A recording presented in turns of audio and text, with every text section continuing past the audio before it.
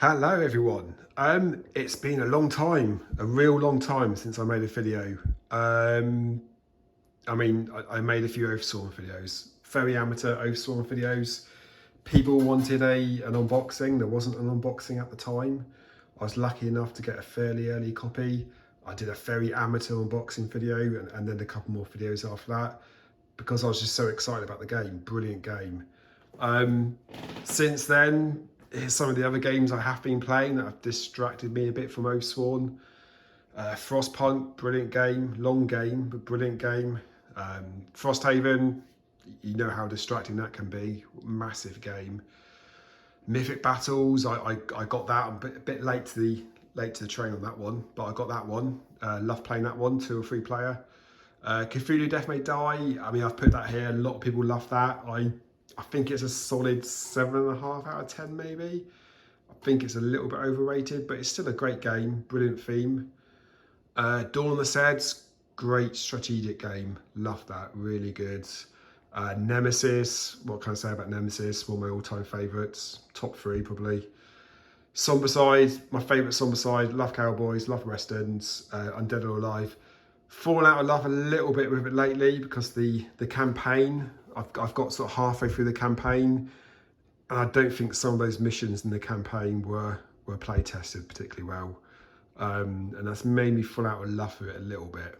So perhaps it's just more of a one shot game, which is brilliant. Nothing wrong with that. Why am I making this video now? I've just found another game I'm really excited about. Probably maybe the most excited since Oathsworn. This game I've just got, I don't think it's available in the UK unless you kickstarted it, which I didn't. But I managed to get it off an American website and sent over here. But this game is just fun, such fun. That game is Tales from the Red Dragon Inn. Absolutely brilliant game. I've not played the previous games, but they're not dungeon crawlers like this. This is like a skirmish type dungeon crawler game, which is just so much fun. I mean, look at that box art. That is just brilliant. Looking at that, action packed, lots of fun, lots of battling, lots of different types of monsters and stuff. It's just absolutely brilliant. And this game is just excellent. It's kind of built for streamlined play. Everything you're doing is just fun. You know, 90% of what you're doing in this game is just having fun. You know, you compare it to some of the other games. Frosthaven, for me, I think this is a Frosthaven Gloomhaven killer. It kind of gives me the same feeling that I want from these games, but set it up quickly, get playing, having great fun with it. Yeah, absolutely brilliant. So, I mean, what do you do? I mean, the maps, for starters, there's all these paper maps that you open up and you just slap down. There you go, setup done. Double-sided as well, so there's missions on the other side. These are just the beginning maps. So, I mean, one's pretty kind of basic 3 rooms here that you travel through. I would call it a dungeon crawler because you don't know, there's these doors you place out. You don't know what's going to be in the next part until you get there. So you are doing that kind of discovery, if you like, as you go along. But it's just so much fun. It's a bit like the Jaws of the Lion, the book, where you open the page. But here you've got a massive sheet that you throw down. You know, like I say, it's shining a little bit, but that's only because I got it directly under the light at the moment. But I find it absolutely brilliant to play on. The monsters all standees, which I have no problem with. I love painting, but I don't want to paint 200 monsters. I'm still trying to paint Mythic Battles Pantheon and all those games. I don't need more to paint. But the heroes you play as have lovely miniatures, gorgeous miniatures there, which I will paint up very soon. So yeah, absolutely love this game. Another reason I love it is the characters. The heroes you can choose to be here are just brilliant. They're so unique, absolutely great. I mean, this guy here was called Sot the Wizard. He comes with a killer rabbit called Pookie. I mean, what more could you want from a character than to have a killer rabbit as one of your weapons? Who else you got? Gurky, little hobbit. What he does? he's an expert at sneaking up behind people, stabbing them in the back, and then running away again. Brilliant. Cheeky little chappy. Fiona, she is the typical hard nut, if you like, just loves a fight, doesn't back down from a fight, loves getting stuck in. Gawk, he's the resident big guy, the big bruiser who just loves throwing people around, doing power attacks. Eve, the illusionist, she can create illusions of herself. And you've got Deirdre. Deirdre, who's another spellmaker, elven spellmaker, doing loads of spells. The artwork on this game is amazing. Absolutely amazing. Look at all these cards here. You pick about 4 cards for a mission, and they've all got different abilities and so on. And you go into the missions there, the 4 cards that you pick. A bit like Gloomhaven, before the mission, you've got to pick the amount of cards you're allowed in your hand. Here at the moment, the level I'm on, I think it's 4, but you know, you'll have like 6 or 8 cards to pick from going into the mission. Again, absolutely hilarious. All the quotes on the cards. Wizards do enjoy a grand entrance. Him and his killer rabbit. Absolutely brilliant. But the artwork on these cards are absolutely gorgeous. Gameplay, really quick and fast. Dice, chucking dice, getting epic dice, getting exploding dice. The monsters in the game, they're all printed on the sheet. Got lovely little cards. If you have, say, for example, 3 of these, you have a card for each one where you put the damage points on, etc. They behave. You roll a dice each round to see how they behave and follow the instructions. Really easy, really simple. You might, even if you get the same monsters on another mission, they'll have different behaviours, so they're not exactly the same. Good rule book, easy rule book. And the turn order, which I really like.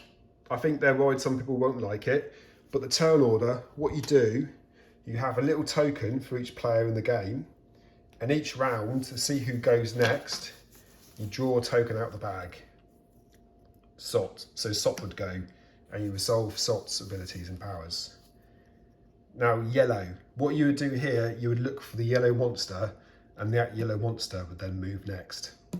So great initiative, really good. Bit random, but I don't mind that. It makes things interesting. It can ruin what you're planning for the turn, but then you have to adapt. That's the real route, you have to adapt and move on. Really good, really good. And what do heroes do in their turn? Really nice and simple. 2 actions and a shenanigan, which is like a small action if you like. Each character has a character card of their basic actions and shenanigans on. Along with that, they have ability cards, which you can use and then have a cooldown value. So I wouldn't be able to use this one again for 3 turns. And of course, that would count as an action. So what you do, you pick your actions. Say, for example, I want to move 4 squares. Action done. Then I might want to do as minor action, a shenanigan, and figure 8, one of my abilities. And I might want to play one of my abilities. Really good fun. All these abilities are really good fun. Everything you're doing feels epic, feels fun. And I just can't say enough about this game. I just find it so refreshing. Really easy to set up and play. You know, you're busy, you're at work all day, you've got kids, you've got family.